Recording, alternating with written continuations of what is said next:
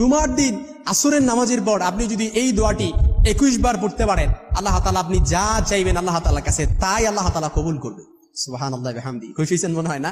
প্রশ্ন কমন পড়ে গেছে। অর্থাৎ জুমার দিন যে চমৎকার আমলের কথাটা আমরা জানি, যে আমলটা কখনো আমরা ছাড়বো না, এই আমলটা যদি আমরা প্রত্যেক জুমার দিনে আসরের নামাজের পরে 21 বার পড়তে পারি অন্তত পক্ষে, অর্থাৎ আল্লাহ তাআলা আমাদের মনের সকল আশা আল্লাহ তাআলা পূরণ করে দিবে। জুমার দিন এতটা চমৎকার পূর্ণ একটা দিন। এই দিনে আল্লাহ তাআলা ফিহি খুলিকা আদম ওয়া উদখিলাল জান্নাতা ওয়া উখরিজা মিনহা, অর্থাৎ এই দিনে আল্লাহ তাআলা আদম আলাইহিস সালামকে সৃষ্টি করেছেন। এই দিনে আল্লাহ তাআলা আদম আলাইহিস সালামকে জান্নাতে প্রবেশ করিয়েছেন। আবার এই দিনে আল্লাহ তাআলা আদম আলাইহিস সালামকে জান্নাত থেকে বের করেছেন, অর্থাৎ দুনিয়াতে বের করে দুনিয়াতে অবতরণ করেছেন। এজন্য জুমার দিনে, এই জুমার দিন শ্রেষ্ঠ একটা দিন। এটা হচ্ছে সুন্নাতুল্লাহ ফিল আরদ। এই দিনে আল্লাহ তাআলা, এটা হচ্ছে স্বয়ং আল্লাহ তাআলার সুন্নাত। আল্লাহ তাআলা জামানান আলা জামান, মাকানান আলা মাকান, আল্লাহ তাআলা স্থানের উপর স্থানকে প্রাধান্য দেন, ব্যক্তির উপর ব্যক্তিকে প্রাধান্য দেন, সময়ের উপর সময়কে প্রাধান্য দেন।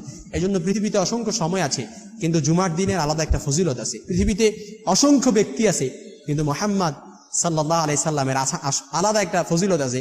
পৃথিবীতে অসংখ্য শহর আছে, কিন্তু মক্কা আর মদিনা শরীফের আলাদা একটা মর্যাদা আল্লাহ তাআলার কাছে আছে। এই জন্য এই জুমার দিনে আপনি যদি আসরের নামাজের পর, অর্থাৎ আল্লাহ তাআলা বলেন ইন্না ফিল জুমাতি সাআতুন, এই জুমার দিনে এমন একটা সময় আছে, এই সময়টাতে কেউ যদি আল্লাহ তাআলার কাছে কোনো কিছু চায়, আল্লাহ তাআলা তার চাওয়াটা কখনোই ফিরিয়ে দেয় না। সেই চাওয়াটা কখন? অধিকাংশ স্কলাররা বলেছেন, ইসলামিক স্কলাররা বলেছেন, সেটা হচ্ছে অর্থাৎ আসরের নামাজের পর এবং মাগরিবের আগ মুহূর্তে, যেটা গৌধূলির সময় বলি। আপনি চাইলে আসরের নামাজের পর, অর্থাৎ আসরের নামাজ পড়ে মুসল্লায় বসে থেকে আপনি কি করবেন? এই নামাজটা, অর্থাৎ এই তাসবিহটা আপনি পড়বেন। সেই তাসবিহটা আমরা যেটা তাসবিহ বলি দরুদ শরীফ, অর্থাৎ সেই ছোট্ট দরুদ আমরা সকলেই হয়তো পারি। রাসূল সাল্লাল্লাহু আলাইহি সাল্লামের প্রতি দরুদ, যে কোনো দরুদ পড়লেই হবে। তবে আমি চমৎকার একটা দরুদ আপনাদেরকে শিখিয়ে দিচ্ছি। আল্লাহুম্মা সাল্লি আলা মুহাম্মাদিন সাল্লাল্লাহু আলাইহি ওয়াসাল্লাম, আল্লাহুম্মা সাল্লি আলা মুহাম্মাদিন সাল্লাল্লাহু আলাইহি ওয়াসাল্লাম। এই চমৎকার দরুদটা আপনি মাত্র 21 বার পড়বেন। 21 বার কেন বললাম?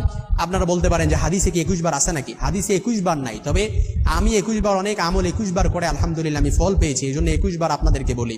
এমন আমল আপনি পূর্বে করেছেন, 41 বার করে ফল পেয়েছেন, আপনি ওই নির্দিষ্ট সংখ্যক করবেন। 100 বার করে ফল পেয়েছেন, ওই নির্দিষ্ট সংখ্যক করবেন। 11 বার পরে ফল পেয়েছেন, ওই নির্দিষ্ট সংখ্যক করবেন। 10 বার পরে ফল পেয়েছেন, ওই নির্দিষ্ট সংখ্যকটা আপনি করবেন।